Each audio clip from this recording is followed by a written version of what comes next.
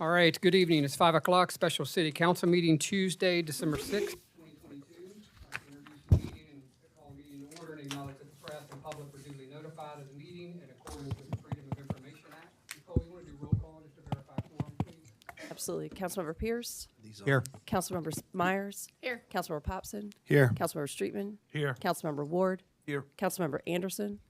Councilmember Goshen. Here. Councilmember Hahn. Here. Mayor Pounds. Here. You have a quorum. Thank you.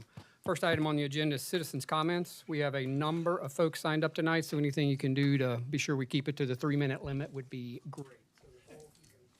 Sure. Ms. Sarah Vega.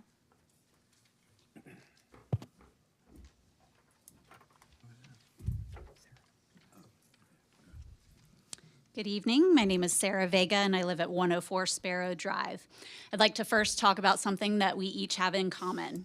Each one of us is a risk taker. Despite knowing we could be impacted by flooding, hurricanes, earthquakes, beach traffic, and tourists, every single one of us voluntarily decided to buy property here on IOP and make it our full-time home. Andrew and I left a HOA community in Mount Pleasant because we wanted more freedom on our own property, and that entails respecting the freedoms of those who own neighboring properties too. I am astounded by the paternalism exhibited by some members of this council. Please recognize that your professional background does not equate to you knowing what is best for me and my family. Quantitative data may indeed be the most important in the corporate world when your primary goal is to make as much money as possible for your shareholders, but your role is public service now. The voices of your constituents are supposed to be respected and honored through the policies that you enact. The problem with a moratorium is that it just further erodes trust. Trust was already broken due to a divisive 2021 election season driven by special interests. And unfortunately, not many of you have made it a priority to try and repair that trust. Furthermore, not one of you opposed hosting listening sessions. So I'm really struggling to understand why for some of you, the words shared in person by a significant number of your residents aren't credible enough. It certainly gives the appearance that the outcome didn't match your narrative, and now you'd like a moratorium so you can find data to perhaps justify your unwillingness to listen to the public. Even with all the exceptions you've included in this moratorium, enacting it still means you're picking winners and losers. What about heirs of someone who passes away during this moratorium? What about a couple who happens to find their dream home and wants to be here full-time eventually, but needs to be able to rent right now at top dollar to make that a reality? Enacting this moratorium tells people that if you can't afford to live here right now, you're not welcome here. And that is the most selfish and elitist thing that you could do. IOP residents have the critical thinking skills needed to understand the risks involved with STRs. And if you're not convinced and need some quantitative data to support that, the US Census estimates that 74% of us have earned at least a bachelor's degree. I do not need the city to manage the future risks related to STRs for my family. What I need you to do is focus your attention on more pressing livability issues: flooding, traffic mitigation, resilience, retaining police and fire staff, noise, and getting our rules changed for tax money so that we can fund it all without having to raise our taxes. Thank you for your time. Thank you.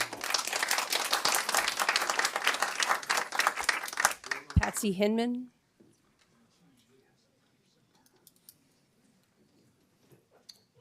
Hi, y'all. I'm Patsy Heineman, 7 Barnacle Road. I just wonder sometimes if you all don't enjoy performing before a big crowd. And that's why you pick such controversial issues that divide us and get us all riled up. So I doubt that's the case. However, I tried to think back, how did we get here? It's been a long time in the past, but just in recent months, you had a planning commission that delivered to you some recommendations. Recommendations that you divide the island into zones and then have different caps for different zones. Dividing the island, again, that's a wonderful idea. A lot of us didn't like that. And I think you realized that, so you sponsored not 1, not 2, but 3 listening sessions that you sponsored. We had a moderator that you all chose and we paid for. And we told you at those meetings that we didn't want caps. What we wanted was enforcement of regulations governing the behavior of the tenants who are staying in these STR licensed homes. So what's your next move? you come out with this idea of we're going to have a moratorium while we think this over about caps. That's not what we wanted. Now, I went back today and listened to the meeting, that section of the last month's meeting, when Scott Pierce made a motion. And his motion was that we instruct staff to draft regulations for a 6-month moratorium. I'm not in favor of 6-month moratorium. In fact, I'm not in favor of a moratorium at all, but the 6 months somehow magically disappeared. And I'd rather see some time limit in there than none at all, meaning it could go on indefinitely. There was a question that Desiree asked about whether or not you wanted her to include in certain exclusions. And there was talk about maybe we'd have some exclusions, but that was never put into the final motion that was voted upon. So here we are tonight. You may be wondering why some people rushed out to sign a petition. Well, we had no idea what you were going to come up with.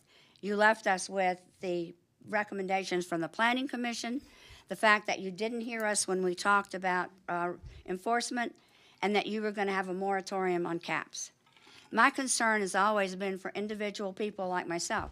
I own one home. I hope to live in it till I die, and I hope my children, when they inherit it, they plan to move here. But they can't move here right away. None of us knows what the future holds. We might, at some point, be in a situation where we need extra income, and we'd like to put our house out as an STR. Unless you take care of us 4%ers who live here now, who own our one house, and who might someday need to rent, that's not a business, that's self-preservation, and I hope that you will look out for us. Thank you.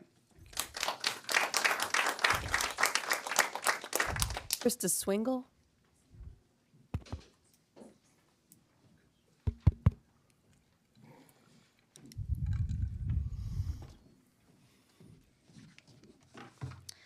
I live at 3605 Waterway. Mayor, council members, good evening. I wanted to speak out as I'm opposed to the first reading and proposed new short-term rental license moratorium.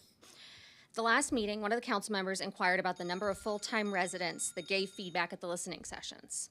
So I have worked with other residents in a very grassroots manner to gather 626 signatures, the majority from full-time residents petitioning against proceeding with this moratorium and caps on short-term rentals. Yes, the people that speak the loudest are the ones that would be affected. And why wouldn't they? You would be affecting their financial future. So now you know of at least 626 of them. You would be limiting not only the 1/3 full-time residents, but the other 2/3 of IOP homeowners' property rights that you represent. You retained an expert to evaluate rentals on IOP who advised against making any changes to the short-term rentals, but rather enforce current regulations. He saw another cause for the majority of issues being addressed, and it wasn't the renters or rentals. Then, after the expert, you went to the community, as you should, and asked your residents for feedback in the listening sessions. They overwhelmingly, perhaps surprisingly, also gave you the same feedback. Leave the short-term rentals alone. Residents addressed the need for enforcement and not to caps. Yet, despite asking the residents and expert for guidance, we are here again, and now with hard numbers of residents that are asking you to leave them and their rights alone. While some of us are actually raising our family here, IOP has been and was even designed to be a resort town. IOP has 2 golf courses and hotels. We are not ever going to be Sullivan's or Folly or a gated Kiowa. Isle of Palms has a tourist-driven front beach and a gated golf resort at the back of the island that you drive through IOP to reach. So to say that you want to be a residential community first surrounding a resort simply doesn't make sense when it never has been primarily a residential area first. Ironically, some of you were even renters before moving here, and now we're pushing for exclusion or the more diplomatic reference of a balanced community. Regardless, this isn't about your own personal feelings for short-term rentals. This is about representing what your constituents want. You represent all the homeowners, not only a group of well-organized vocal residents. Resident issues can be addressed with enforcement and certainly do not outweigh the financial burdens you'd be placing on your residents and local businesses with making changes to short-term rentals. You asked your expert and constituents, and they answered. So please listen and spend your time and resources addressing enforcement. Thank you for your time and service to the community. Thank you. We're still validating the online petition numbers, but I do have copies.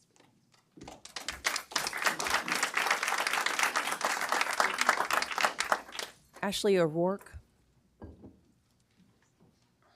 Christine Donovan.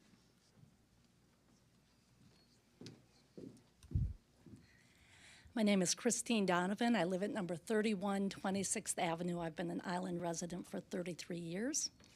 And last week I was out for a walk in my neighborhood, ran into another longtime resident who was so excited to tell me, because he knows how involved I am in island politics, that he'd signed this great petition.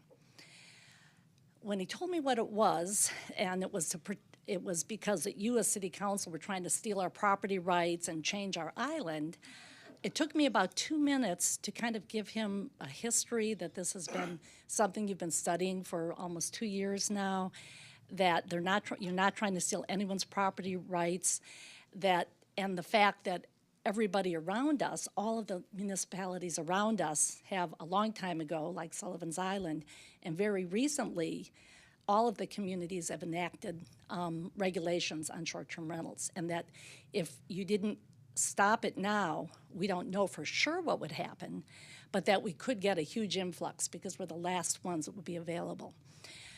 When he heard this, he immediately told me he was very much regretted signing the petition, wrote you all a letter, and since that time I've run into 2 other island residents, had the exact same conversation. So you as a council were elected by our residents. And you all have the time, thank you very much, for really studying these, reading these ordinances.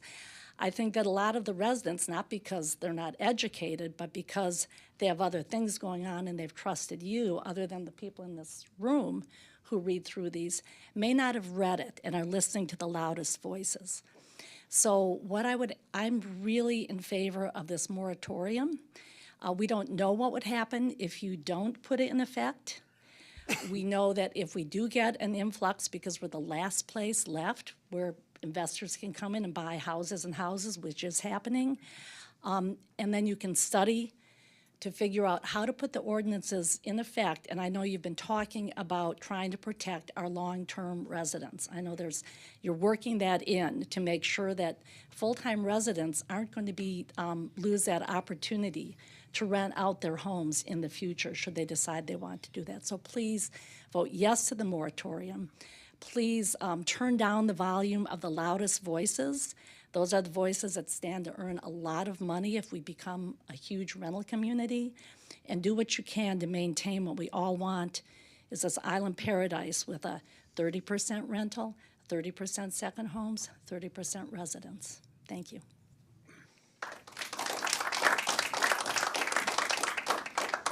Tony Santiago.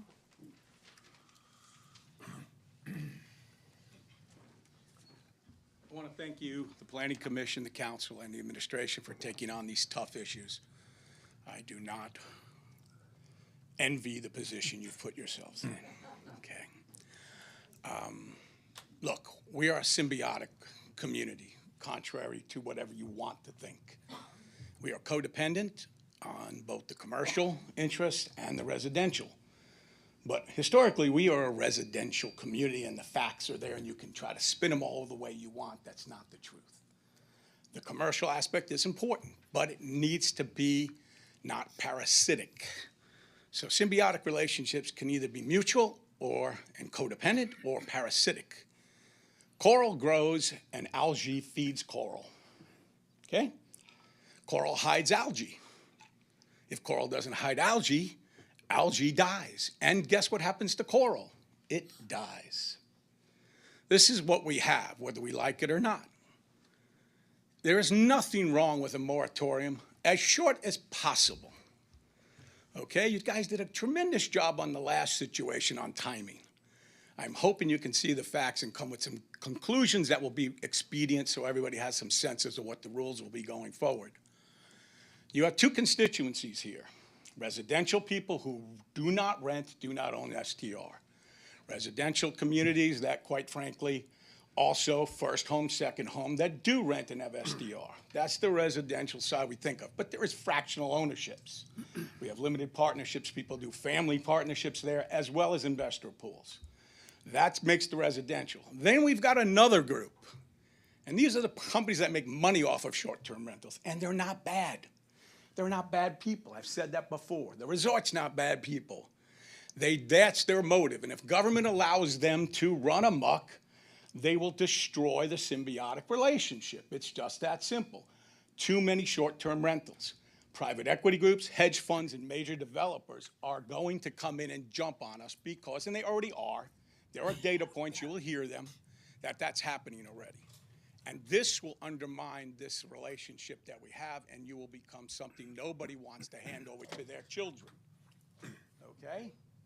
So for once, I finished under 3 minutes, Nicole.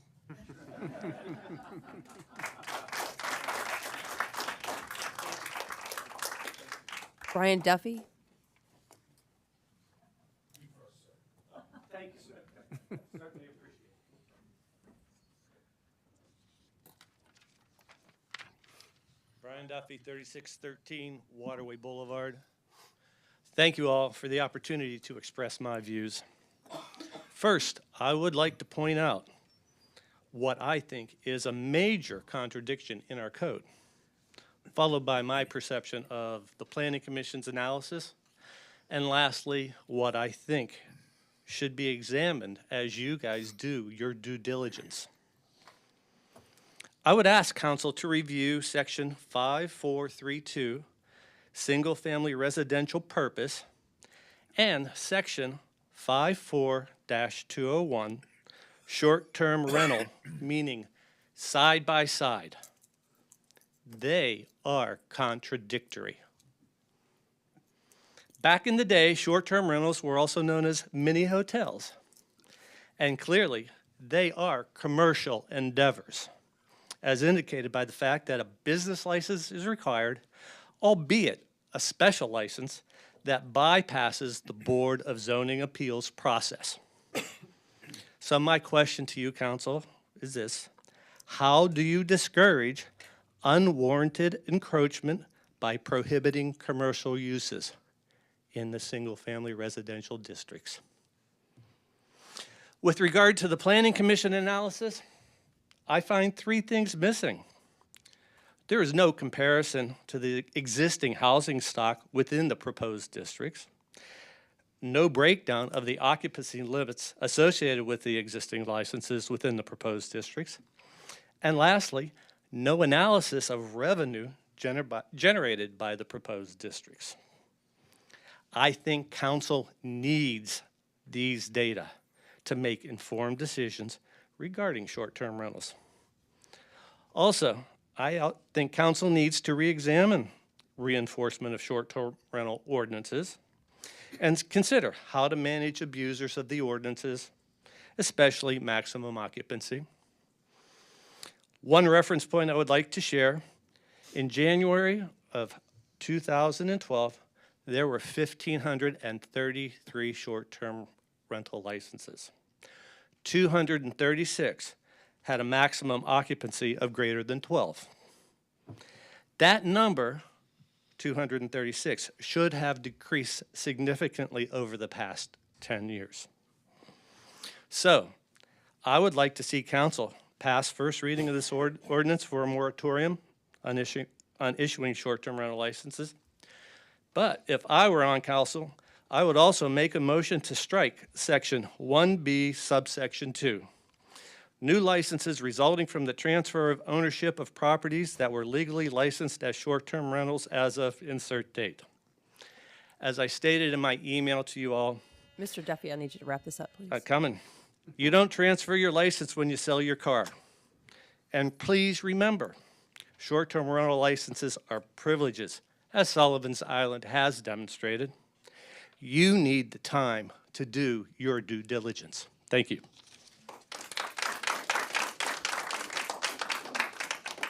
Elizabeth Campson. Elizabeth Campson, 32 Intercoastal Court. Tonight you're discussing a pause on short-term rental licenses issued to non-residents so you can responsibly evaluate the Planning Commission recommendations and citizen feedback. After a thorough review of the 211 licenses issued since July, I have found the following. Of the 211 licenses, 127 of those properties have been purchased since 2020. That's 60%. 46% of them are now short-term rentals. That's considerably higher than the historic 33% claim made as to how newly purchased homes are utilized. 38% have been purchased this year alone. 78% were issued to non-resident property owners, with only 22% issued to people occupying the property as their primary residence. 75% of the licenses are for single-family homes. The migration of rentals from the historically dense rental condo complexes into our neighborhoods is part of what led planning to its recommendations. In February of this year, AdvancedStay created an investment fund in order to buy $500 million worth of residential property specifically for short-term rental ownership and management. Of the 211 licenses, 5 were issued for properties where they are the contact. 4 were purchased in 2022 after the inception of the fund. Their website lists 7 properties for rent on our island, and our full license list shows 20. They have rentals on Folly and downtown, and even 2 on Sullivan's. Their website has the Charleston area as number 5 on their list of top 25 vacation rental home destinations. They say, and I quote, "With steady 78% occupancy over the last 6 months, Charleston ranks among the top 3 highest occupancy markets within the AdvancedStay portfolio, providing investors with 72.7% annual returns. We recommend investments near the swaying palmetto fronds and smooth sands of Folly Beach, Isle of Palms, or Kiowa Island," end quote. This out-of-state institutional investment being made by those, quote, "playing in the short-term rental sector," those are their words, not mine, is exactly what we do not want this community to become, yet here we sit with no protections in place to stop it, unlike Kiowa and soon Folly. Since June, we've seen a 19% increase in licenses, and again, these aren't being issued to residents in any significant percentage. The claim that the spike is just residents hoarding is not accurate. The claim that only a few of them are being listed isn't either, and our historic third balance is gone. The rental industry has long touted this naturally occurring balance as a reason why no actions are needed to limit rental licenses. Now that it has been demonstrated that trends have changed and we are careening out of balance with no brakes, the goal line has moved. Unlimited rentals is now the goal. Based on my research, I believe it's necessary for council to stop issuing new licenses to non-residents and analyze the recommendations without new listings added. This entire process has also revealed to me that we are long overdue for the establishment of a fully staffed, comprehensive management program for short-term rentals. We are now out of balance, the trends I've seen are alarming, and this issue cannot be ignored anymore. You need to hit the pause button tonight, do your homework, and take whatever steps are necessary to preserve our historic balance. Thank you.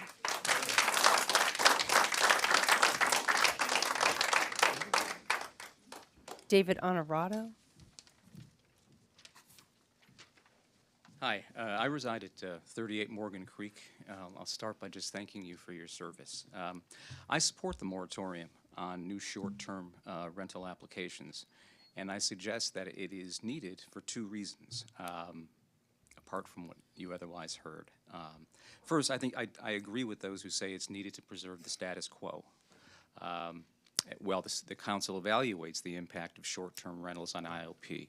That would include the impact on the quality of life of all residents of ILP. For example, the effects on water and sewer systems and traffic from more short-term rentals. Preserving the status quo would simply postpone the evaluation of new permits until council has completed its study and understands the consequences of granting new permits. So the moratorium is logical because it would enable informed decisions to be made on new permits. Second, a moratorium would be more efficient. In this regard, I just heard that over 600 people signed a petition submitted to council. Now, all of those people may or may not be IOP owners or residents, but if all of those people are owners, the number of signatures raises the concern that council can expect a flurry of applications for new permits unless a moratorium is enacted. Dealing with those applications would divert limited city resources from addressing the real issue here. The real issue being developing a policy addressing the implications of short-term rentals for all the residents of IOP, not just the people who want to rent their homes. So in my view, the petition itself demonstrates why a moratorium would create efficiency here. As residents, we're entitled to create a community we want to live in particular, a community run pursuant to the interests of the majority of the residents, not necessarily those who are loudest. And so preserving the status quo here regarding new applications under these circumstances, in my view, is just good government. Thank you.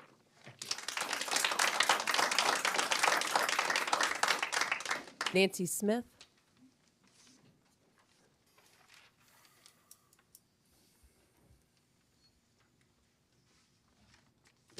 Mr. Mayor, council members, I'm not good at this. Everyone else came armed with facts. I came armed with feelings.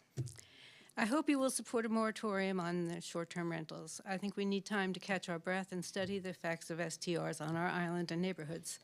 This one's complicated, which is why I think we need a moratorium. Over the past 2 COVID years, renters have been encouraged to bring their dogs and pets. The rental companies advise homeowners to allow this because apparently only good pets are invited on vacations.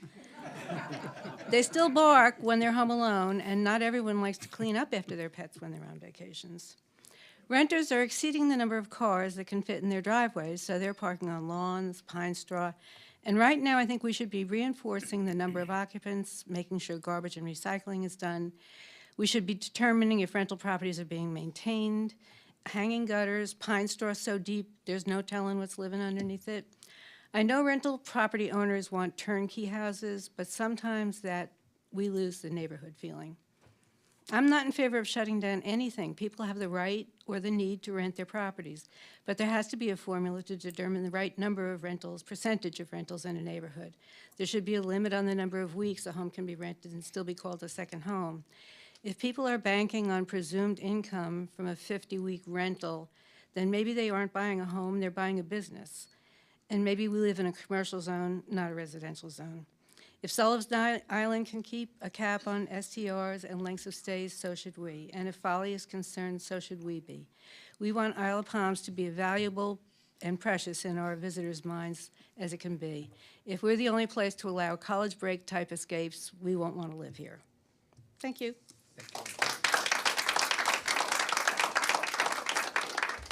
Mayor Pounds. We have about 5 more people that are speaking, and we're at 26 minutes. I did not know if City Council would like to entertain a motion to allow all of those people to speak and extend our time. I'd make that motion. Yep, second. All those in favor say aye. Aye. Opposed? All right, thank you, Nicole. Our next speaker is Mark Mitchell.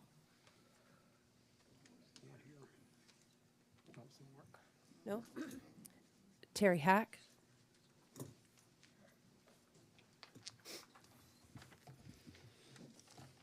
Good evening. My name is Terry Hack, and I'm the representative for Low and Dart Interests, the owners of Wild Dunes Resort. I want to thank you for providing me the opportunity to speak this evening and represent many individuals who are unable to be here tonight. Wild Dunes provides professionally managed on-site service for over 300 homeowners with on-site support staff. If an issue arrives, we have a staff available, ongoing maintenance, and housekeeping programs to ensure the homes maintain the enjoyment of the community. We strongly support property rights, homeowners, and professionally managed short-term rentals, and because of this, I'm here to oppose the moratorium on short-term rental licenses. Short-term rentals have been a part of the fabric of this community for more than 50 years. Wild Dunes is just one of the several vacation rental companies on the island and has been here for decades. Our guests return year over year, and they have been because of the unique character of this incredibly beautiful destination community, and we are committed to continuing our role and to making Isle of Palms a great place to visit and to live. Wild Dunes Resort was strongly against the 5 ordinances passed last month, which changed the underlying zoning and stripped away property rights. Our concern was those changes created a dangerous precedent for the removal of property rights for all homeowners. These ordinances haven't even had a full month to take effect, and additional restrictions are being introduced. we fear quickly enacted moratorium only further reduces property rights and creates many unintentional consequences. The ordinance clearly states over the last 4 months, the city has received several hundred new business licenses. An increase in the applications does not necessarily mean an increase in short-term rentals in the community. There is a significant number of residents seeking licenses who have no intention of renting, but are motivated by fear that their property values will be impacted. Without understanding how many active short-term rental listings there are, or without knowing the exact percentage of short-term rentals compared to housing inventory, I worry this moratorium, again, could have unintentional consequences. An overwhelming majority spoke out against a cap or moratorium in the city-sponsored listening sessions. I would ask the council to please take into consideration those comments and to also recently monitor the recently passed ordinances against another business here in this community. William and Ms. Wild. Hack, I'm going to need you to wrap this Yes, up. ma'am. please. Wild Dunes Resort is willing to assist and to provide effective and reasonable solutions to help encourage a welcoming community to visitors, an enjoyable home full of full-time residents. I appreciate you allowing me to speak on behalf of 300 homeowners who love Isle of Palms and will do anything that we can to be part of the solution. Thank you.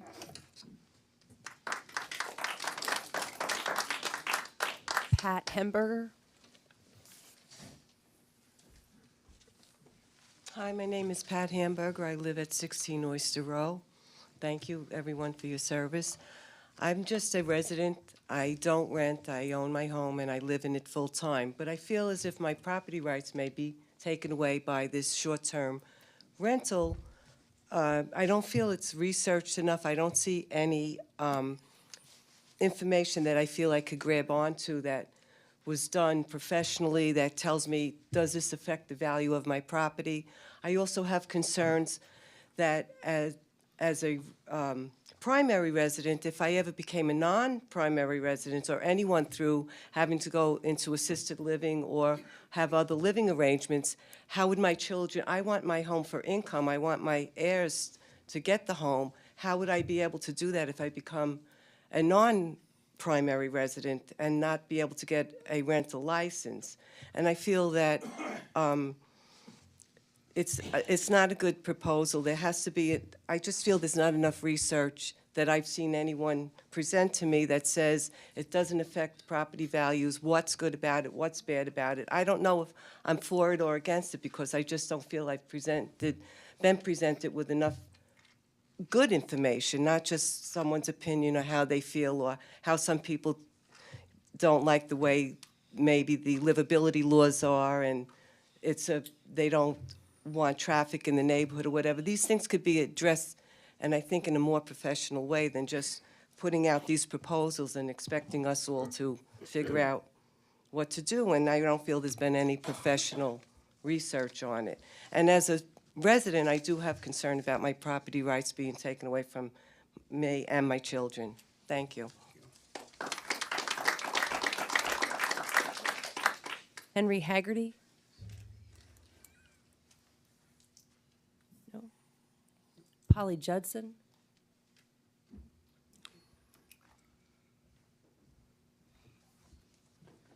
Hi, I'm Polly Judson from 3800 Cameron Boulevard. I also attended a listening session and really was surprised and caught off guard when these new proposed options appeared and the moratorium appeared, because it really did seem at the end of those sessions as though most residents, full-time or part-time, concluded that the biggest issue was enforcement. I really don't see anything in any of this about that part, that if we're having issues, some of it has to do with enforcement. But the most interesting thing to me is the three people my husband and I met at our table. All three of them could be unintended consequences. And I really am a big believer in thinking through the next thing that could lead to an unintended consequence. The first one was somebody who's been here for, 50 years, full-time resident. And once he learned that 1/3 of our revenue comes from rentals, he was like, well, Now I'm in favor. He had walked into the meeting thinking, you know, I'd love everything to stay the same too, wouldn't we all? But he said, I can't afford my property taxes to go up. And if we start screwing around with this, I can see where that's going. So I was really, okay, because that was a good surprise, because I am not in favor of the moratorium or these caps. But the second person was even to me more interesting, a person who has also lived here for many, many years and needs to rent in the summer to be able to continue to live here because she's on a fixed income, Social Security, that's it. And in order to just maintain her quality of life and stay here, she needs to rent. There are a lot of those people here in your residential zones. There's a bunch of them on Cameron Boulevard alone. And we all know, driving up and down Cameron, for example, what's going on. That was the third person. And it was someone who used to rent, as my husband and I started. We started as renters, loved it, bought, started renting most of the time, that house, living in it less. We're now here 10 months of the year. We hope in a year or two to be here 12 months of the year. But that's a very common IOP story. I think many of you lived through that story. I may be wrong, but I think some of you did. This woman said she did that, and then she went and bought one of those cute little houses. And what do you think she did? She knocked it down and built a McMansion. And everybody's doing that. I think part of this quality of life issue, part of this feeling that our neighborhoods are changing, has to do with little houses, big houses. The big houses feel ginormous. The assumption, which I don't believe is true, the assumption is they're all for rentals. They're not. We have a couple of friends who live in such houses. They're not here all year. Ms. Jensen, I need you to wrap up your comments, please. Are my time's up? Okay. Thank you very much. I appreciate your time. Thank you. Very good. Thank you for your comments, engagement, timeliness, civility, all of the above. So thank you for doing that and for the attendance tonight. So our next item is special presentation, our fiscal 22 audit presentation from Chris Kerr from Veris CPA. Chris, you've never seen this many people show up for an audit presentation. Oh, I was surprised. All right. Let's see. Okay. So my name is Chris Kerr. I'm the audit partner over at Veris. Thank you, Council, for having me today, and thank you for everybody that showed up for the audit presentation. I'm going to keep it brief. I'll see if I can do 3 minutes. So this is an 87-page audit presentation. This is normal for a city of your size and stature, and I wanted to just go over kind of the audit process, high in general, and you can tell me if you have any questions.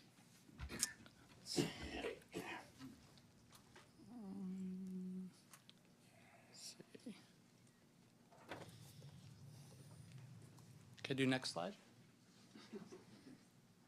Next slide? Okay. So,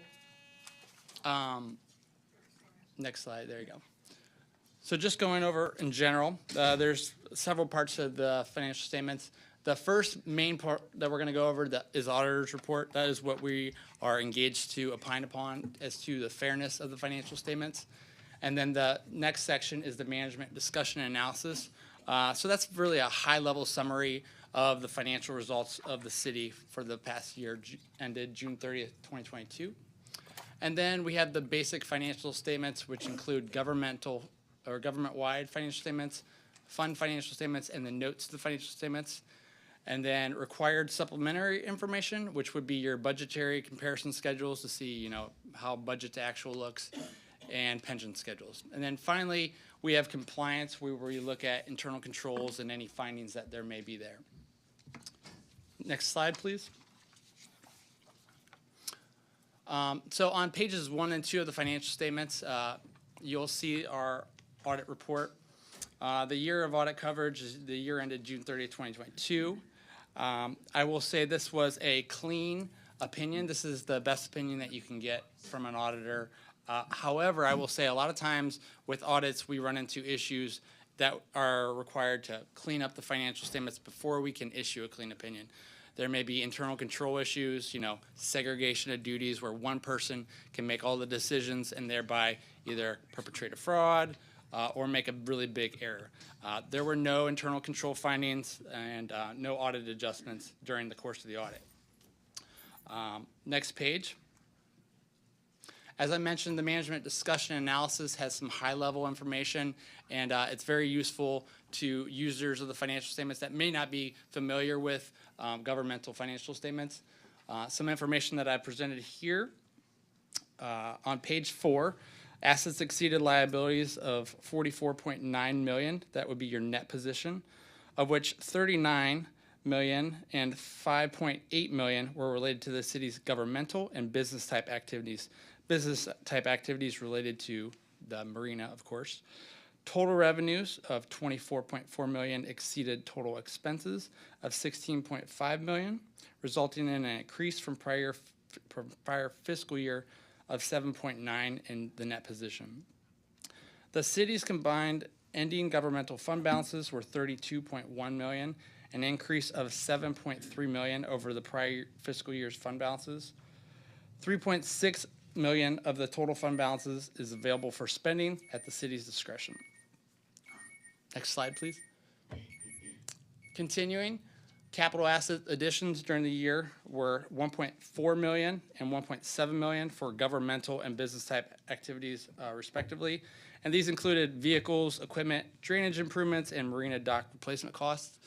The additions were offset by depreciation expense of almost $2 million and $313,000 for governmental and business type activities, respectively. Total debt decreased by approximately $180,000 compared to the prior fiscal year. And that was a result of two things: principal payments on the debt, and then there being new lease liabilities on the books this year. The city has the highest credit rating that you can have from Moody's, AA1. That means that it's high quality and subject to low credit risk. Next slide. Here in the summary, on page 8 of the financial statements, this is kind of going over the MD&A, or the management discussion analysis. I won't go over this or the next slide. This is kind of elaborated in the summary that I just had. So next slide, please. And like I said, so the last thing that we'll go over is the auditor communications. There's a letter attached to the audit package. It will just basically say kind of what we've gone over today. There were no difficulties encountered during the audit. Really organized audit. Debbie, Desiree, and her team, they do a really good job, and they're easy to work with. And ultimately, they provide the city with accurate financial information to really make your decisions upon. There were no disagreements with management during the audit, no material journal entries, and no internal control findings. But I will open it up to questions at this time. Thank you, Chris. Questions from council? The only question I have is there an electronic version of the audit? Yes. That you can be sent? Mm-hmm. It has been sent, hasn't it? Should be in your inbox, John. I didn't see it. Yeah. It's been sent. Came from Debbie Friday, Mhm. Thursday or Friday, yeah.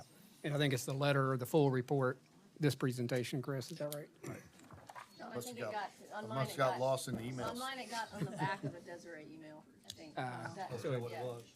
Yep. Sorry, That's not to downplay. Other questions or comments? Will it be on the web for our residents to view? Yeah, Yes. absolutely. Okay.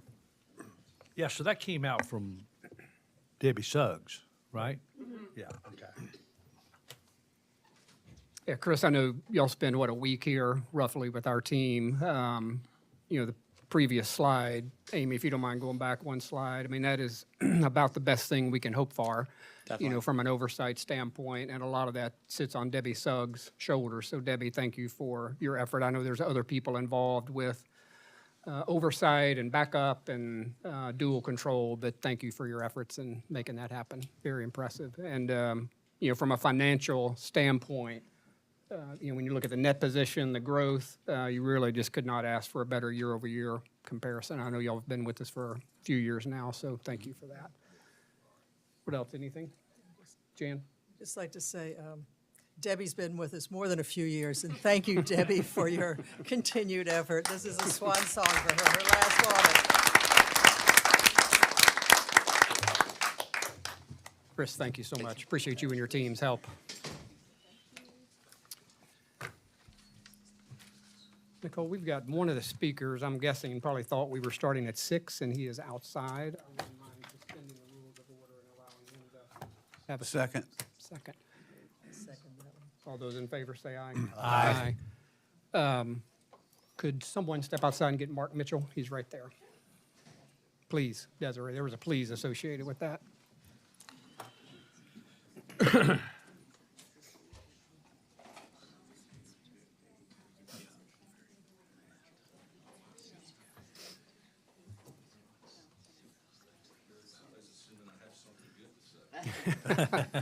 Mark, this is just for you, man. Oh, that's scary. We're cutting you back to 2 minutes of those, so talk fast. That's fine. I can talk fast. Just kidding. My name is Mark Mitchell of 126 Carolina Boulevard, and I've spoken in front of this group before. I am a resident and certainly concerned about long-term issues with our right to own property and do with as we please, as long as it doesn't infringe on somebody else's rights. But I think my two comments that I just wanted to make tonight, because ultimately, me, our company, I've heard comments about the realtors are the ones that have created this whole issue, and I wanted to make one comment that blaming realtors for this whole rental issue is kind of like blaming Rob Fowler for Hurricane Hugo. It's probably not a good idea, but social media is what it is. And me, my company, and all of us will abide by whatever this island decides, so I wanted to let everybody know that. But we certainly believe that, you know, there's the statistics that we heard back in June were, I think, solid statistics from both our police chief and the planning department about the fact that there wasn't issues that we were trying to solve. And somewhere along the line, there's a group of residents that are scared to death that the island is going to be covered with short-term rentals. Somebody has scared the heck out of a bunch of people that are worried that this island's going to be covered with rentals one day. And I guess it'll be decided at some point what happens. But again, thank you so much for the time. You know, I've kind of written letters to you guys explaining our concerns. I know the realtors are always in favor of people's use of their own property and very concerned when property rights are taken away from individuals. So thank you very much. See you guys. Thank you, Mark. Thank you. All right, our next item is getting into our purpose. First is a consideration of first reading of ordinance 2022-14 to impose a moratorium on the issuance of new business license for short-term rentals within the city, to allow council to evaluate the proposed regulations from the Planning Commission and citizen feedback. You recall from our last meeting, we had asked staff to prepare a draft ordinance imposing a short-term moratorium with some exceptions based on the Folly moratorium ordinance. So this is a first reading, so I would like to suspend the rules of order just to allow for discussion on this particular topic. Mr. Mayor, Yes. if I could. We need to have a second. We need a second. Second. All those in favor say aye. Aye. Opposed? Thank you. I'm going to let Douglas just give a quick overview real Okay. quick of the ordinance, or Desiree, either one. Thank you. As the mayor stated, we were tasked by council at your last meeting to look at the Folly model and draft something for you all to consider tonight.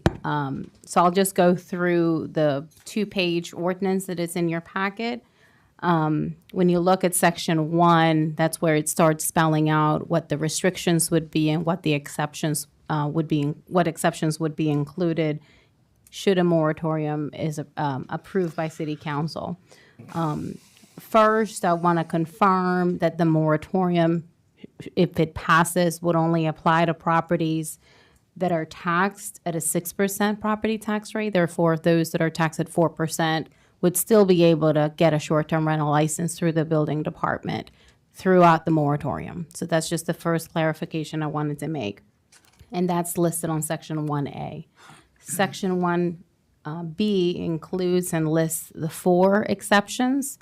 One would include renewals of those properties that already have a short-term rental license as of the date of ratification. The date of ratification would be when council approves second reading, which would need to happen within 7 days of first reading if that is approved tonight.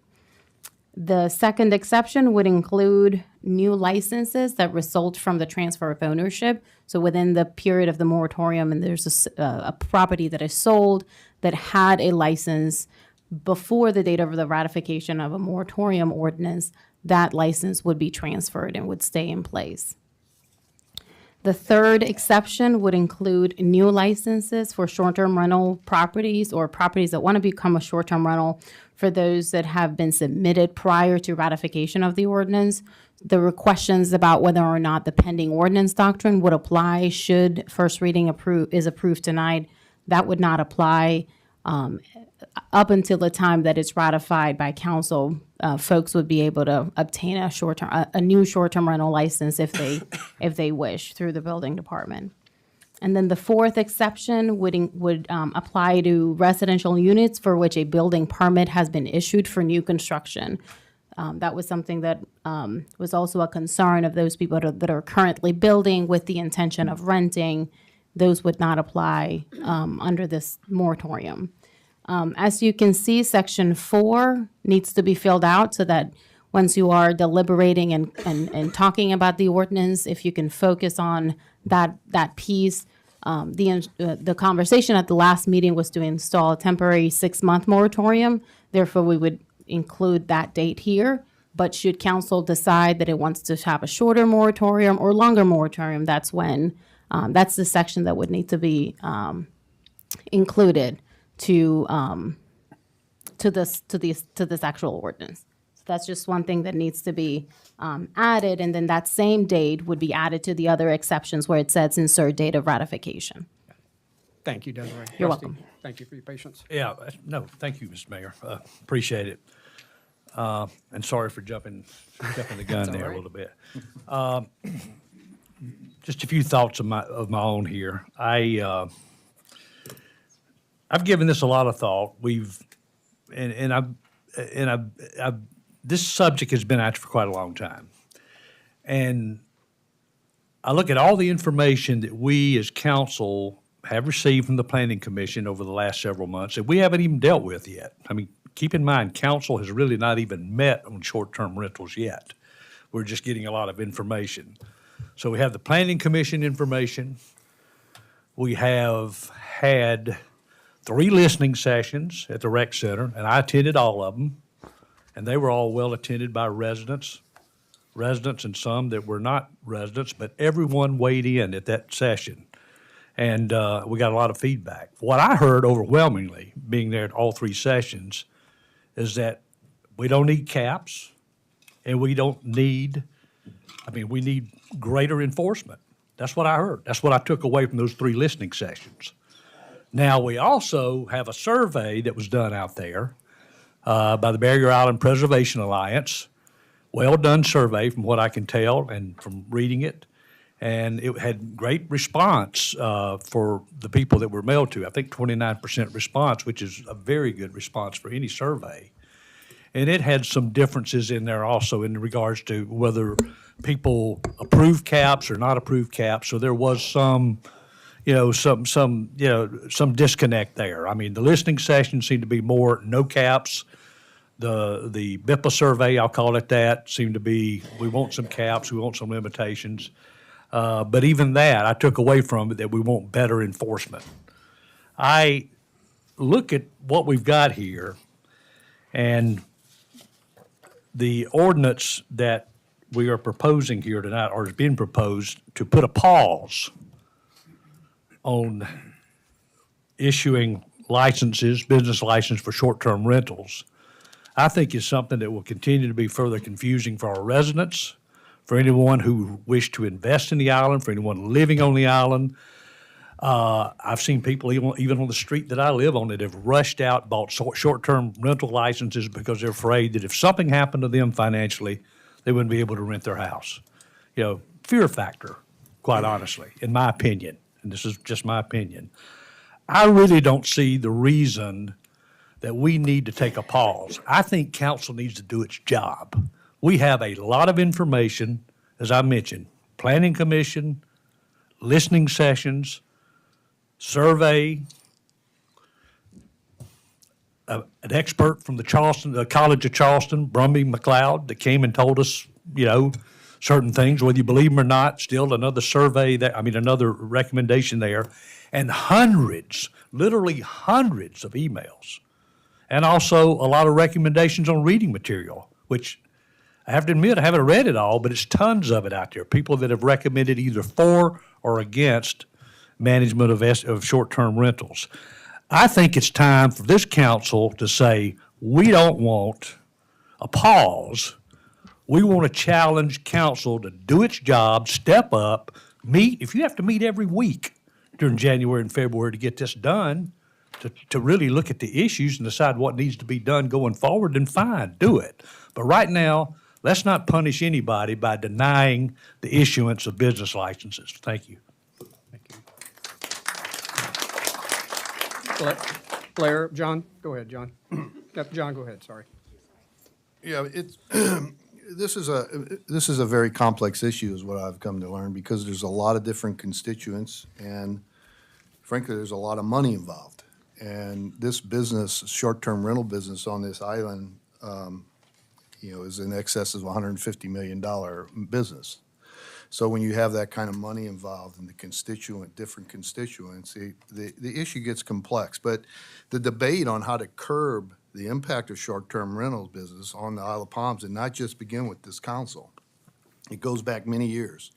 In fact, in 2007, January, Mayor Satili called a special meeting of the council because there was a petition that residents presented to council and asked for action related to short-term rentals.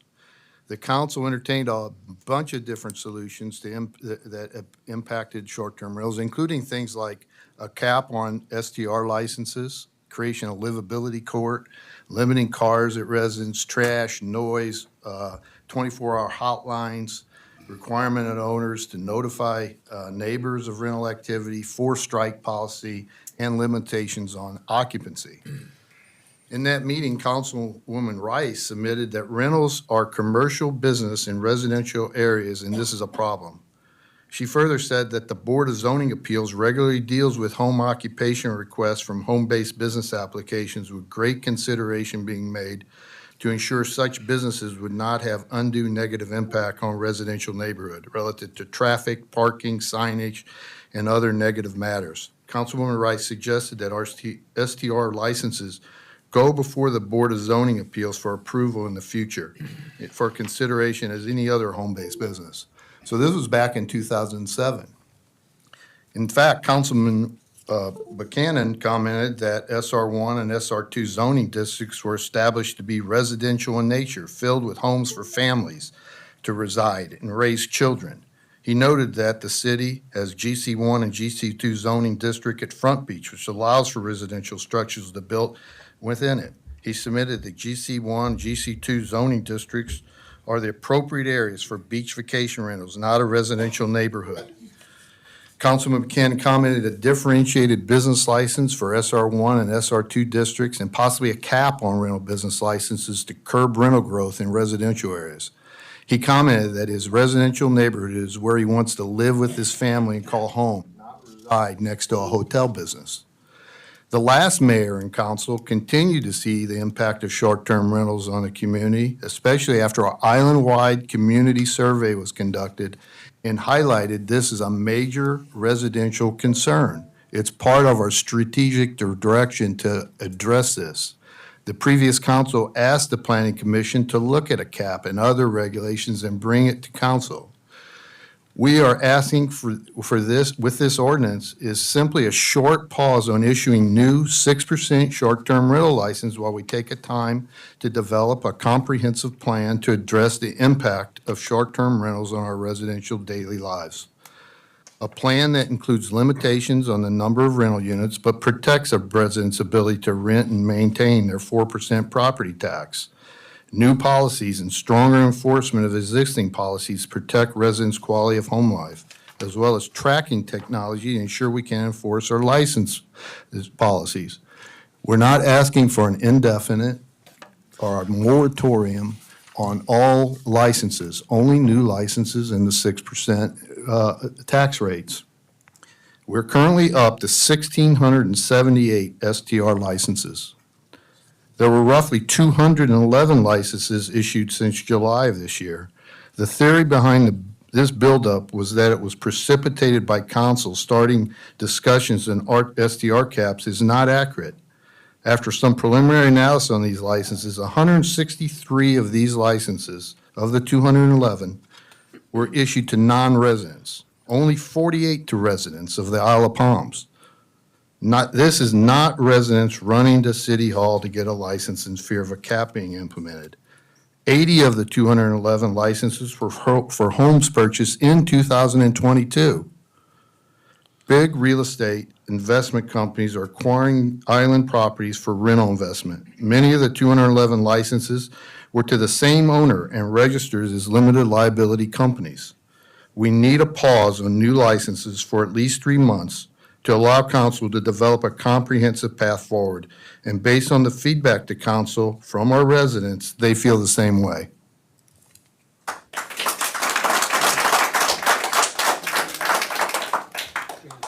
Thank you.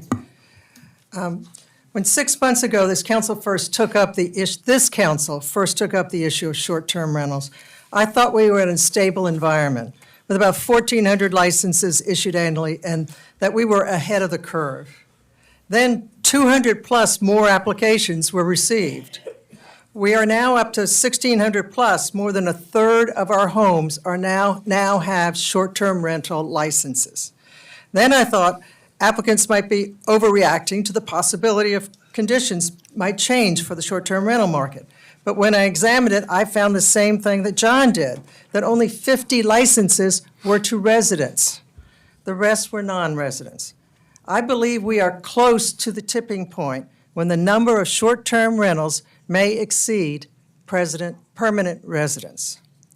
First, I want to emphasize, I believe that short-term rentals are an integral part of our community, but how many is enough? That is the question that we want to answer. We don't want to kill the rental market, we just want to manage it.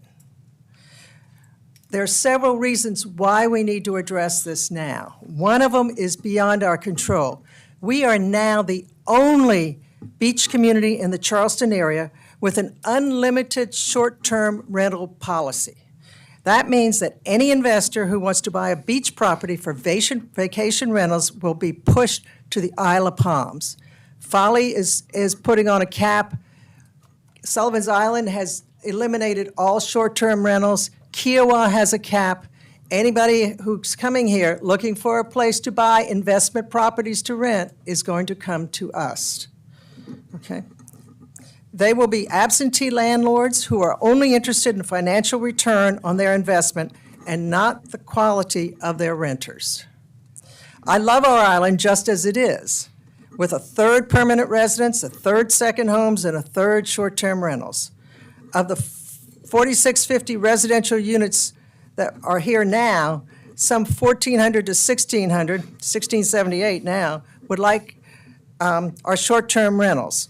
I would like it to stay that way. I don't think anybody up here is thinking about eliminating short-term rentals completely or reducing the number of short-term rentals, okay? I am saying that for myself. We haven't taken a vote yet. So my next question is, and this is the one we haven't addressed yet, is how do we maintain our quality of life while recognizing that we are a thriving resort community? And here's some suggestions that I'm just going to throw out there. We haven't even discussed these yet. What if we had a two-tier licensing system with permanent residents in one category who were always eligible for a rental license, and non-residents who would have to wait to obtain a new license? But anyone who already had a license could renew that license, and that license could be passed down to relatives inheriting the home. That's a what if now. What if we limited the number of units any single entity could own to discourage corporate purchases in bulk?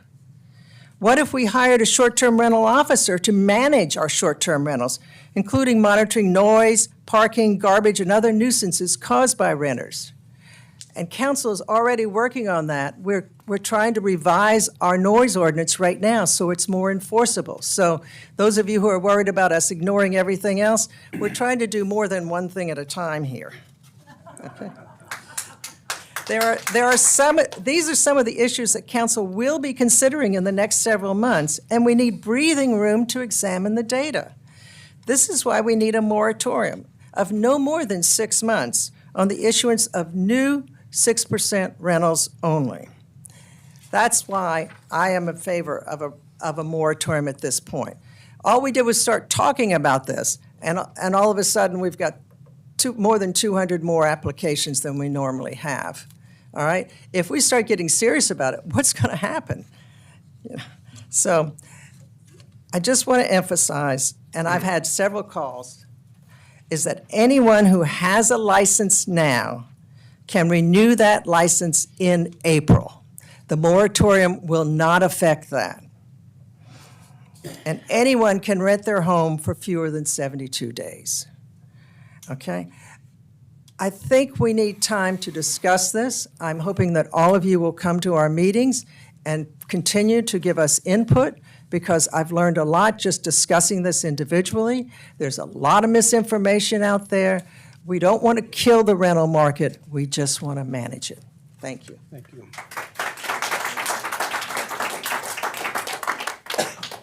Blair? Thank you, Mayor. We find ourselves with yet another contentious issue that is dividing our island. It's an important issue, and I've spoken to residents that grew up on the island and others that came here in the last few years. I've spoken to island business owners and to retirees. The common theme that everyone expressed was that we all want a community where we can all live, work, play, and vacation in peace and harmony. All of us. Not a single person I spoke to wanted to exclude anyone as long as we can coexist in peace and harmony. So how do we get to that goal? I have vacationers near me that rent the same house year after year. We've become friends, and I have watched their children grow up. I also know residents that spit every time they see me. I don't believe the answer can be found by restricting renters any more than it can be found by restricting residents. However, two issues came up every time I spoke to residents about how we can all live together. The first issue is that we must enforce our existing nuisance livability ordinances and fix those ordinances to empower enforcement. Council is working on a new noise ordinance that will do just that, and it will be enforceable against short-term renters and residents alike so that we all can coexist in our community. The second issue is that we are overwhelmed by day visitors more days than not. The city parking lot, the county parking lot, Palm Boulevard are all overwhelmed by visitors that create noise and chaos. They strain our resources, and the resultant situation threatens the health and safety of all visitors. This situation creates frustration and drives all of us to search for a solution to lessen the load on our infrastructure. Short-term rentals is the easy whipping boy, but in my opinion is not necessarily the problem. Council needs to focus its energy on enforcing our existing livability nuisance ordinances, enforcing traffic and parking ordinances, as well as taking control of the ever-increasing day traffic that is pushing all of us to the breaking point. It is addressing these issues that will allow all of us to live, work, play, and vacation together in peace and harmony. For these reasons, I cannot support a moratorium on short-term rental licenses. Thank you, Mayor. Thank you, Blair. Scott? Yep. Just a few words, and a lot of ground's been covered here. For many residents, this is not just a vote about a temporary moratorium. It's a choice between retaining a balanced residential community or continuing on the path of becoming primarily a rental property investment mecca. Gotta put my readers on. Some additional information to consider. Rental properties now represent nearly 36% of the total housing units at 1,678, and that number was as of yesterday and provided by Douglas. As evidenced by over 250 rental license additions this year, I believe growth rates in rental units now exceed both residential and second home units combined. Using average bedrooms per rental unit, the new licenses added nearly 900 rental bedrooms to the existing inventory of about 5,000 hospitality rooms on the island, an 18% increase in less than 1 year. That's the equivalent of 6 new 150-room hotels dispersed among residential neighborhoods. Without a moratorium, we could add 1 to 2 new hotel equivalents in the next 4 months. Also, of the over 200 respondents we received input from this past week, residents overwhelmingly supported a moratorium in action by nearly a 4-to-1 ratio, while non-residents and investors were opposed by 2-to-1. In my opinion, IOP has now officially flipped to a rental target.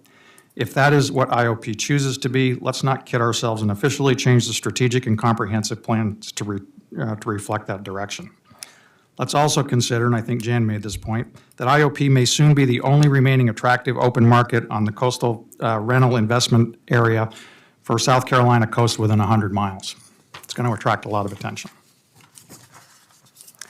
If we vote for a short moratorium, let's have clearly defined objectives in a short time frame. I would suggest 3 months at the max, maybe out to March 31st as a sunset date. I'd like to consider 3 core initiatives.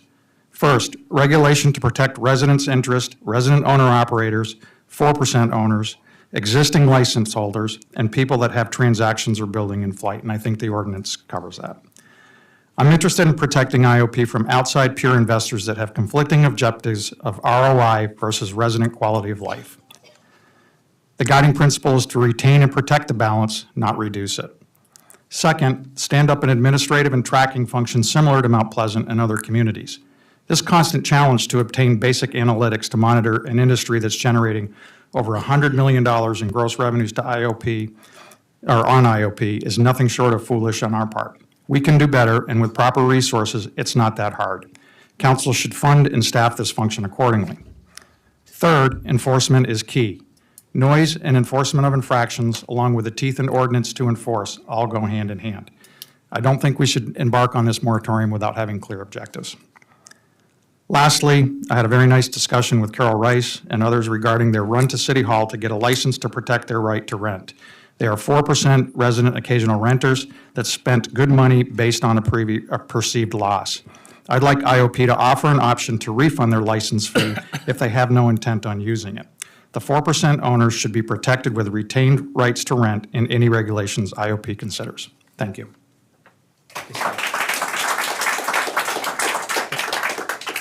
Katie? Thank you. I'm not going to reiterate what a lot of really good things have been said, but I would like to say that I am in favor of a 6-month moratorium so that we can actually analyze these issues in a calm, reasonable manner. As Ms. Anderson pointed out, as soon as we started talking about this, it became a hot button issue. Unfortunately, we've had a lot of other hot button issues lately, and I don't really feel like we have had an opportunity to get a lot of real expert information. The man who came and spoke to us from the College of Charleston, I believe, was a very nice and said a lot of good things, but he basically said it was up to us. And I asked him specifically, can you give us some anecdotal information, some examples of what one city has done and how it's worked well or badly, and he couldn't. So we are sitting here as, if you look at the map, there's nothing for a long way north. And then we got Isle of Palms. Sullivan's Island has like 4 short-term rentals. Charleston's got a limit, a cap. Mount Pleasant's got a cap. Folly Beach is about to. Keogh and Seabrook are gated communities, and now you're all the way down in Edisto. That's it. If Folly passes their cap or whatever that they're planning to pass, looking like they're going to, then we're it. I think that we need this moratorium just to give us a second to regroup and see what happens with Folly and with us being the last man standing. And that would give us an opportunity to come up with some really, I have some ideas in my head. Ms. Anderson expressed some really good ones. Scott has some good ideas. Absolutely don't want to take away any 4% residential ownerships rights whatsoever. I personally don't. I'd like to give residents the opportunity to have one or two other rental properties on the island. I don't know how that would work as a practical matter. I would like the opportunity to talk to our new city attorney in the new year and come up with other ideas and things like that. So I just think that we're in a good spot right now. If we take 6 months, we're not taking away anybody's property rights that's living here, no residents. Just give us 6 months to breathe. Thank you. Kevin. Yeah, thank you, Mr. Mayor. I promise I don't have a long speech. As I mentioned in our last meeting, I actually said, here we go again, messing with property rights. So staying consistent with my firm belief in upholding property rights, plus the fact that I have not been ordained to pick winners or losers, I cannot support zones, caps, and especially this moratorium. So I'm voting no. Thank you, Kevin. So I'll make just a couple of quick comments, and then we'll take a vote on this matter. I don't have any eloquent typed up notes, but agree with a lot of the comments up here. Council has not spent any time on this particular topic other than being the receiver of information at this point. And we do need time to roll up our sleeves and make life happen. But I'm where Councilmember Streetman is. I would challenge council to roll up our sleeves in January and February and make this happen very quickly.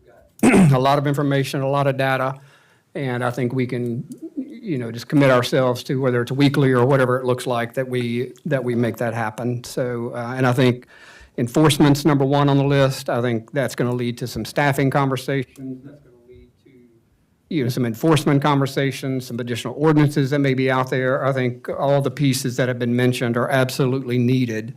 And I think, again, our residents spoke really loud and really clearly at the listening sessions for enforcement of current ordinances. So Nicole, let's do a roll call vote on this, please. I'm sorry, we need a motion and a second first, don't we? We didn't do that. So is there a motion for? I think there was a motion. There was a motion. Well, we did a motion to suspend the rules of order. That's correct. So we need a motion and a second to undertake first reading. I make a motion that we undertake first reading, but do we need a time frame in there? Blank? Make it do. as part of your motion, John, if you don't mind. I'll do a 3-month to the end of March. March 31st. Yes. There's a motion. Second. Thank you, Katie. Other questions, comments, thoughts? Just one comment on the end of March. That would be, licenses are renewed in April, so this would be up, happen before April. Yeah. Nicole, roll call vote, please. Councilmember Anderson, Aye. Councilmember Goshen, Aye. Councilmember Hahn, Nay. Councilmember Myers, Aye. Councilmember Pierce, Aye. Councilmember Popson, Nay. Councilmember Streetman, Nay. Councilmember Ward, Nay. Mayor Pounds. Nay. Motion fails. No, it doesn't. 1, 2, 3, 4, 5. Yeah. No, the motion passed. 5 to 4. Motion failed. 5 to 4, fail.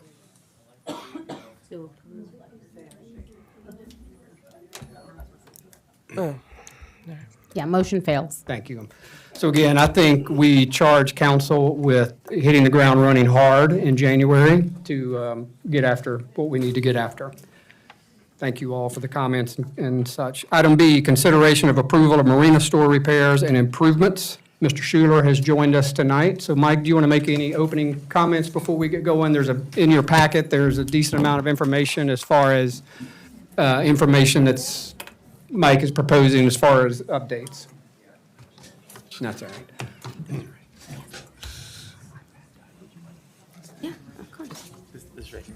Oh, yeah, absolutely. Just so it's the second time it happened to me. You have the whole thing. I don't need it. Yeah.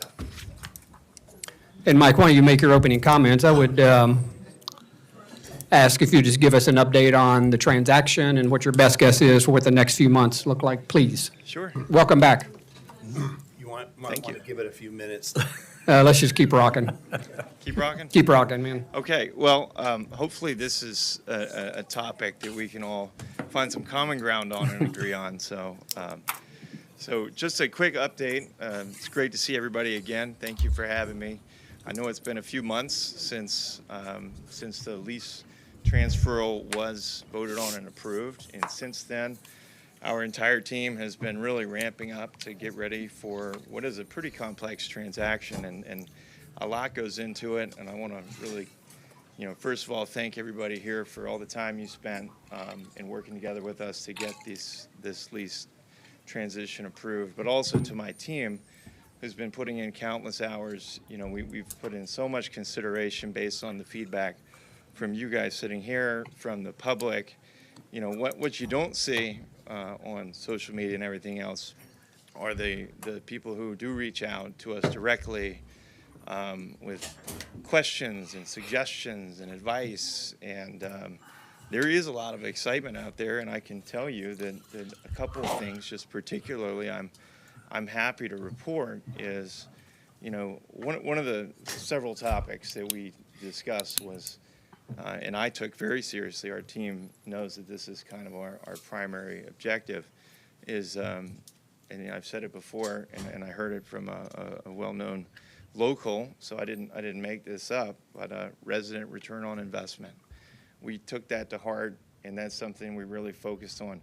We talked about a lot of percentages and linear feet and how much are we going to be able to provide to the residents. Well, I can tell you right now that we have a lot more information than we had when we started, we're going to be able to dramatically increase the amount of, whether it be dry storage, trailer storage available to residents of Isle of Palms, as well as wet storage to residents of Isle of Palms. And hopefully, we're going to support all the existing businesses that have currently been out there, but we're going to try to make this a much more community-centric marina as we work through our project. So, and that's again what we're here in front of you tonight. As you probably know, anytime we try to spend above a certain dollar amount, we're required to come before the council to discuss that with you and gain your approval.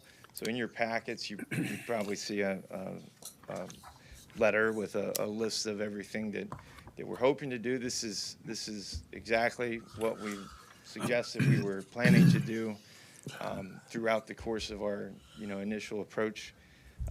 Basically, think of this in two phases. We're trying to give this marina what I think is possibly a long overdue facelift. Think of it as a renovation inside and out. But it's not just the fit and finishes that we're looking to improve upon. It's really the function and the flow, hopefully making it a lot more efficient, and that's good for our business, but I think as regular customers of the marina property, which we hope every island resident becomes if they are not already, I think this will hopefully yield a dramatic improvement in terms of their service. So we put a lot of thought into how we're going to renovate this project. So again, just to dig in a little bit to the details, if you think of this as sort of three tranches. First tranche, we're going to work on demolition. And when I say demolition, no wrecking balls. This is just taking up the floors, seeing what we've got underneath them. There are many, at least several layers of flooring there. We're told that there is original tile from the original gas station underneath the wood. You can tell anybody that's been in construction before can see some of that wood cupping. You've got moisture issues. There's a lot of many years that have been underneath those floors, and we're about to find out what exactly is going on. So we're going to start by taking these floors up. So that's mainly in the main retail area, as well as the kitchen and the bathrooms.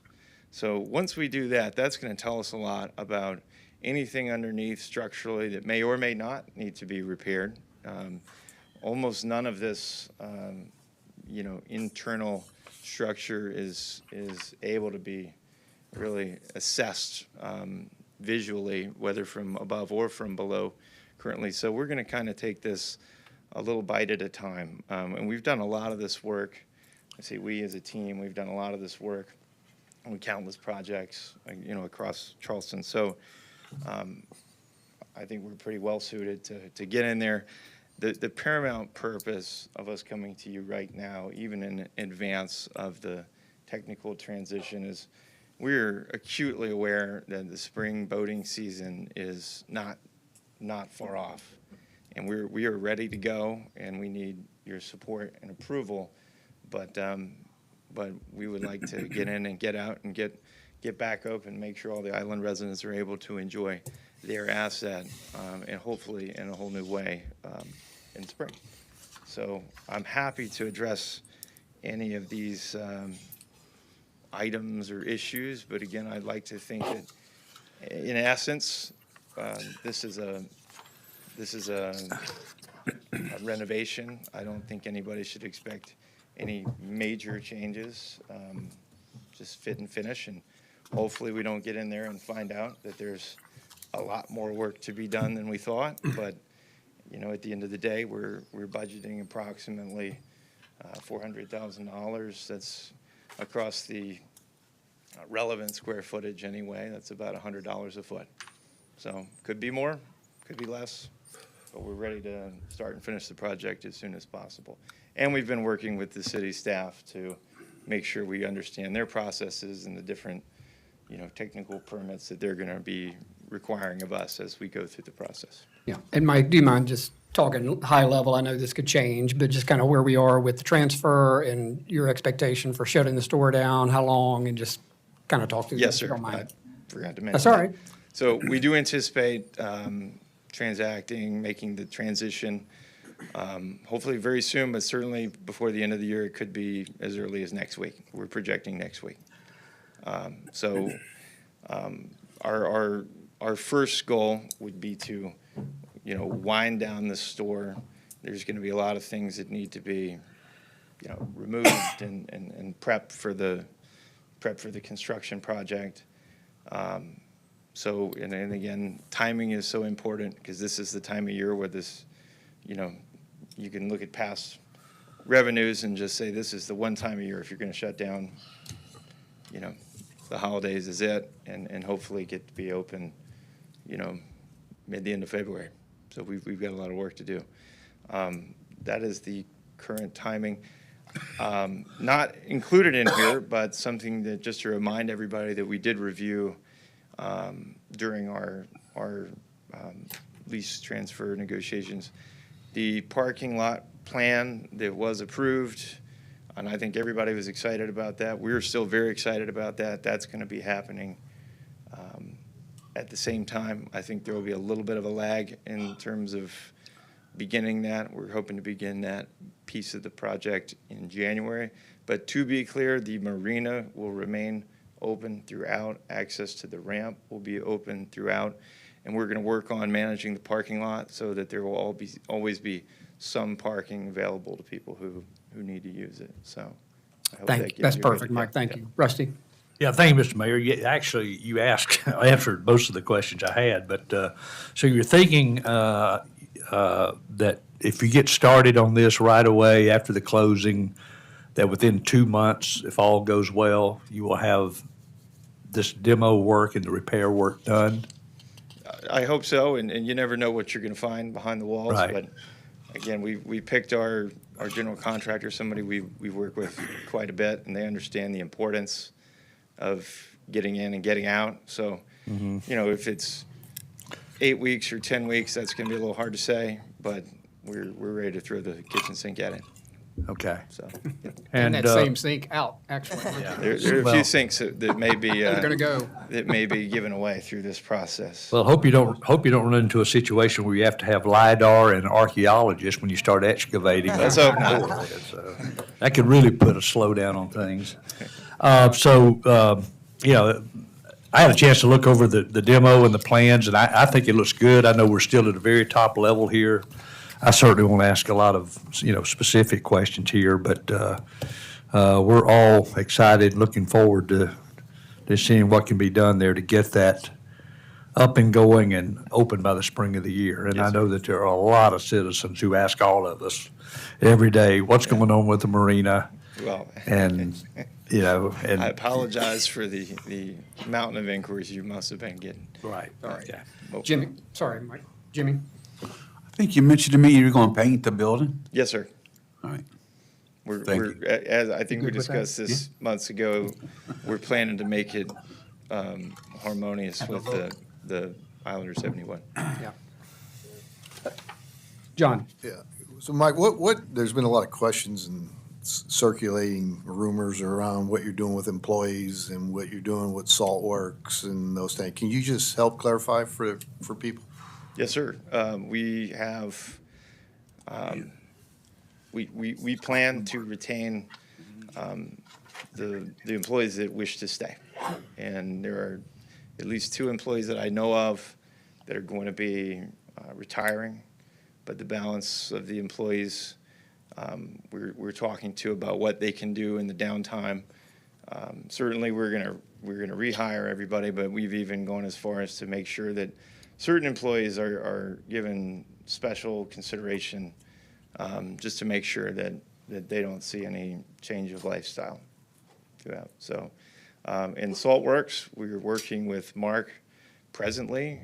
We've got a great relationship with him. We're going to onboard all of his employees day one because they won't have a kitchen to cook out of, and we're planning to pay them throughout. So we're going to have some. And Mark will stay on as well after the opening again. Yes, sir. Yeah, he'll start back up. Yes, sir. We're working out an arrangement with Mark presently. Jan?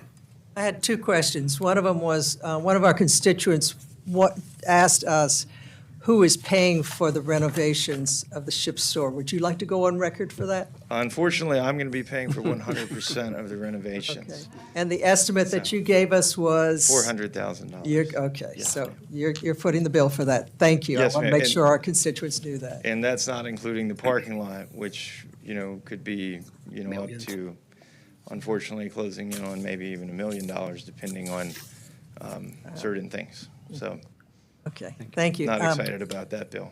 But Other- I think it's going to be a really positive impact it'll make a difference. on the whole flow of the whole place. See if anybody else.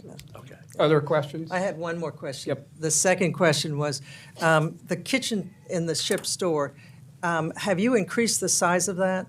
Or is it still basically the same footprint as it is now? It's basically the same footprint as it is now. You can see in the attached floor plan, there's sort of an existing and then a Yeah. proposed.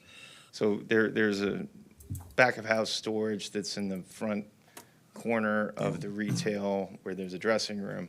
We're going to take that out and just expand the retail footprint right there. We're also going to open up an access that actually used to be there for anybody that might remember. There used to be an access so you could use the restrooms. There's an additional bank of restrooms right there, 8 restrooms. Whereas, and it's important to understand, I'll backtrack. On a busy day, Isle of Palms Marina is chaos. On a day like today, I'm sure it was very calm. But on a busy day is kind of what we're planning for worst case scenario. A busy day, you can't use the restroom because there's a line out the door. There's buses with children getting on the eco boats and you name it. So I think it's going to be really nice to have an extra bank of bathrooms that really right now, they're very dated and they never get used. They're clean, but dated, and so hopefully we can utilize that to help create a little bit better flow throughout. That back of house storage that's currently there. We're going to push it back. You can see in your drawing that there's a sales counter currently in the middle of the sales floor. Yeah. We're going to push that back so that the sales team has a back of house right there sandwiched in between it and the kitchen. So all that sort of back of house function works together. And this is our preference in terms of operating. I'd like to see a little bit more seamless service. I don't think they're doing it wrong. I think it's the way it evolved over time. And we have a chance to to do it our way this time, and we're excited about it. So I hope that answers your question. Other questions real quick? Let me just see if anybody else has anything. Rusty? I did, yeah, thank you. Yeah, a couple of things. On the bathrooms, that's good to hear about the extra bathrooms and all. Will we also retain showers for transient boaters? Yes, sir. Be in place? And the other question I had was about the parking lot. You were talking about that. I think that you had brought up at some point that you were looking at maybe going with pervious asphalt. Yes, sir. Or something like, is that what you're thinking about doing, and is that a So, superior product? It in your is. opinion? That's the expensive part. So yes, we're the parking lot engineering that is currently underway is contemplating having I think an approximately equivalent amount of asphalt as is currently impervious asphalt as is currently there. We're going to reorient that so the drive aisles are standard asphalt, but all the parking spaces are going to be pervious. So that's what we're working on. That is a material that's been used up north for decades because they try to retain all the water runoff if they can. Yeah. Mike, thank you for that. So we've got consideration of approval of the Marina store repairs and improvements as detailed in your package. We need a motion. Motion to approve. Second. Any other questions or comments? One, we got Mike.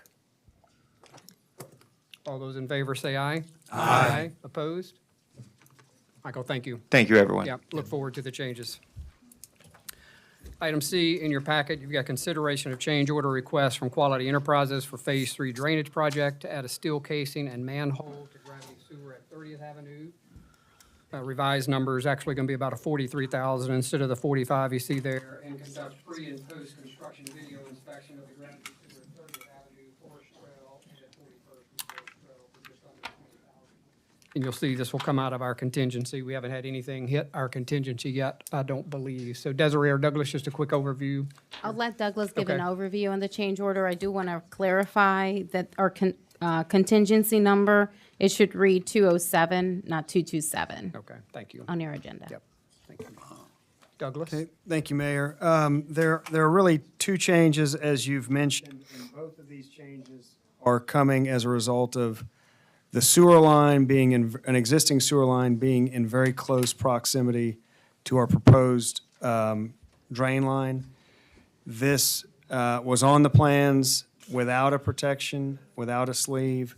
And as we got into the project and we got further down the road, our engineers agreed with the contractor and the Water and Sewer Commission that the prudent thing to do here in this situation, because of how close they would be, is to add a steel sleeve to the sewer line, and an additional manhole that would allow their constructability to put that steel sleeve in place.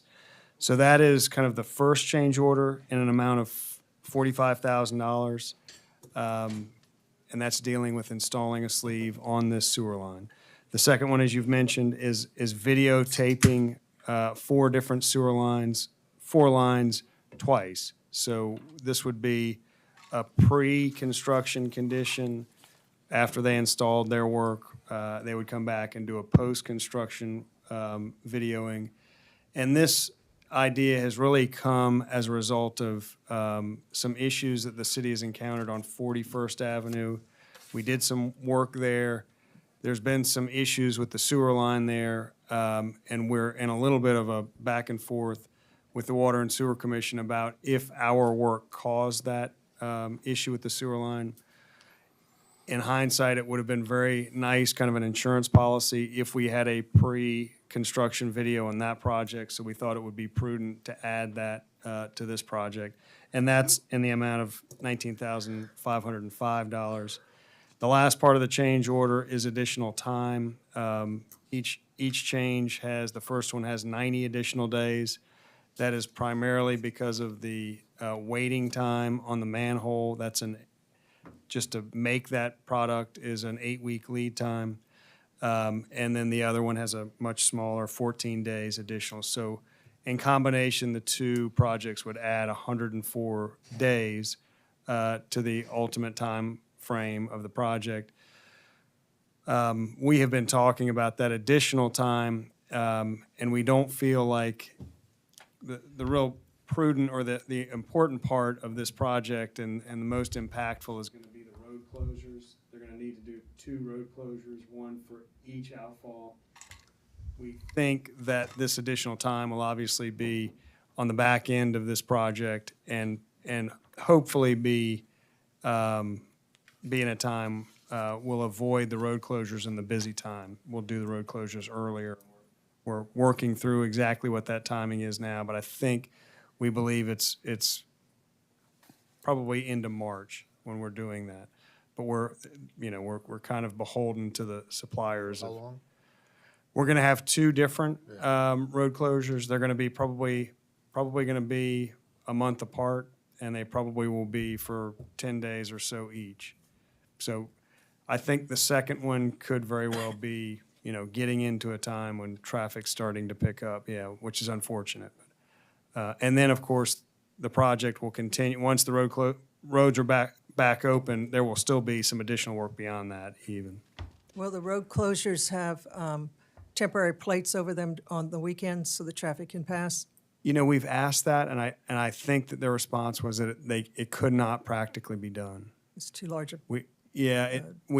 We even asked, because we thought this was going to be happening in hurricane evacuation season. So we asked, as kind of a precautionary measure, if it could be done even in a mandatory evacuation. And I think it was just too much for them to do and undo. And Douglas, just to make sure we get the motion right, I thought the 45,153 was down to 43,000. Yeah. 43,183. Okay. Yeah. Yes. There was a little bit of a reduction in one of the line items of the first that we just got, I think, yesterday or today. Okay. So there was a slight reduction in there. Okay. That's correct. And this was in the contingency part of the budget, right? That's For this correct. project? It would be taking out of our current contingency fund. And John, we have not had a contingency item hit this project yet, I don't think. We've had very small one. small ones, would not trigger the threshold that we need to come to you all for approval. This one certainly does. Yeah. But the correct amount would be 43,183. Great, thank you. So if we can have a motion and a second. Motion to approve. Second. Second. Other questions or comments? Desiree or Douglas, anything else? Good. That's it. No, All sir. those in favor say aye. Aye. Opposed? Thank you. Item D, update on the IOP connector study. Again, we'd hoped to have the SCDOT here tonight, but we're getting ready to check calendars for either Monday or Tuesday. The consultant had a couple of minor items to finalize. Our staff has not seen the final report, which they need to do before we go public with that. I've got an email from Secretary Hall that I'll just read into the record. Mayor Pounds, I appreciate you recognizing that we still had some staff work to complete before we appear before City Council to discuss alternative concepts for SC 517, the IOP connector. As I've relayed to Administrator Fregoso, we remain committed to wrapping up our staff work in the next few days so we can provide a briefing before the end of the calendar year. In order to avoid holidays, we recommend that the city consider scheduling a special called council meeting for next week. Would you please provide us 2 potential dates for next week? So while we are gathered, so we don't have to have an email back and forth for 48 hours, are people available on Monday or Tuesday just for this topic? The 12th or 13th. Yes, sir. Thank you, Blair. Sorry. 4 o'clock? 4 o'clock, if that works. Is that on Monday or Tuesday? Both We're going to give days. them both days, just as an alternative. Scott? I'm fine probably either day. The question I'd have is, could it be maybe 5 o'clock so people, if they're out of work and want to come, or does that matter? I'm just. I was ju- I was yeah. just, Was that an we can do option? whatever. Yep. I'm not available on Tuesday. I'm available on Monday, anytime. I'm good either day. Okay. Katie, you good checking? Yeah, I can do either day. Either. I mean, What- it's just a listen, I mean, It's a, It's a presentation. it's a listening Yeah. session. Yes. so Options. If we couldn't make it, we could always listen in. yes, and I think part of what's happening is, I think the consultant came back with 10-ish options, and I think SCDOT's, I mean, they're variations on a theme. I think we're going to see probably 5 around as far as options on restriping the connector. So Katie, you're right. It'll be a presentation that we'll just primarily listen to. I'm thinking if we all can't make it, it'd be better to have it happen than not. Yes. Yeah. Sounds like everybody's good for Monday, so we'll push for that as hard as possible. Rusty, you're the only one for Tuesday. Well, Tuesday's the only day that I couldn't do Right, it at that that's what I'm time. saying. Yeah, Monday's Monday's good. great Yep. for me if it's good for everybody else. All right, so we'll do that. Thank you. 5. We'll do 5, Scott. I think Scott's right. I'm flexible. Either way, Yeah, I was we'll just do 5. suggesting it for the public. No, I think that's a good call. I think he took you seriously about weekly meetings. Sunday's open, Kevin. Be careful. Yeah, why not? So we'll get that back to SCDOT tomorrow, hopefully get that confirmed, get it on the city calendar, so residents will be aware that that's happening, because I know we all have been anticipating this particular piece for a while. Item E, consideration of resolution 2022-12 to temporarily adopt additional rules of order and procedure for conducting meetings for transaction of the city's business. You'll recall last meeting we talked about. This is suspending the rules for 1 year to identify the 3 committees that we talked about, and so we need a resolution, and we'll have an ordinance here in just a moment. So have a motion and a second. Motion to approve. Second. Thank you. Other questions or comments? All those in favor say aye. Aye. Opposed? Thank you. So in conjunction with that, item F, a consideration of first reading of ordinance 2022-15 to amend standing committees. And again, this is establishing the 3 committees we've talked about, the duties of each of those committees. We'll have first reading. We have a required meeting the first Tuesday in January, so that's where we'll take care of second reading as well as Mayor Pro Tem vote. So need a motion and a second. So move. Thank you. Second. Thank you. Other questions? All those in favor say aye. Aye. Opposed? Thank you. Item G, consideration of nominations and appointments to new standing committees for 2023. For the Administration Committee, John Bogosian, Scott Pierce, and Rusty Streetman. Public Safety, Jan Anderson, Blair Hahn, and Jimmy Ward. Public Services and Facilities, Katie Myers, Rusty Streetman, and Kevin Popson. Need a motion and a second. Motion to approve. Second. Thank you. Questions, comments? All those in favor say aye. Aye. Opposed? Thank you. We'll do H through K in one motion and second. So first is consideration of nomination and appointment to the CARTA Board of Directors, Jimmy Ward. Consideration of nomination and appointment to the Charleston Visitors Bureau Board of Directors, Rusty Streetman. Consideration of nomination and appointment to the Charleston, Berkeley, Dorchester County of Governments, Jan Anderson. And consideration of nomination and appointment to the Environmental Advisory Committee, John Bogosian. So Motion to move. approve? Thank you. Second. Questions, discussion? All those in favor say aye. Aye. Opposed? Thank you. Item L is consideration of appointment to the city attorney, Mac McQuillan, Haynesworth, Sinkler, Boyd. Motion to approve? Second. Questions, comments? All those in favor say aye. Aye. Opposed? Last is consideration of appointments to boards and commissions. We have 3. Planning Commission, 2-year terms. These terms would expire on 12/31/24. David Cohen, Stephen Corney, and Sandy Stone. The Accommodation Tax Advisory Committee, 3-year terms to expire on 12/31/25. Chrissy Loren, Chaz Akers, Barb Bergworth, and Gloria Clark. Board of Zoning Appeals, 3-year terms to expire on 12/31/25. Ted McKnight and Elizabeth Campson. Motion to approve. Second. Questions? Clarification Yes, sir. on a tax. Yes. I had received a letter from Douglas or Desiree or somebody from the attorney. From me last week. Yeah.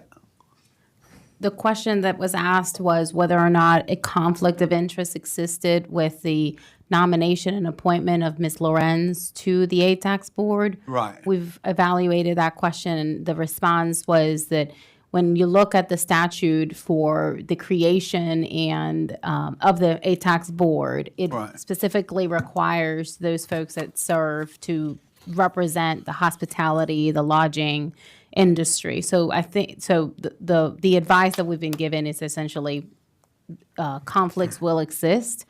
There would be a requirement on Ms. Lorenz to recuse herself from any vote that would impact her business directly.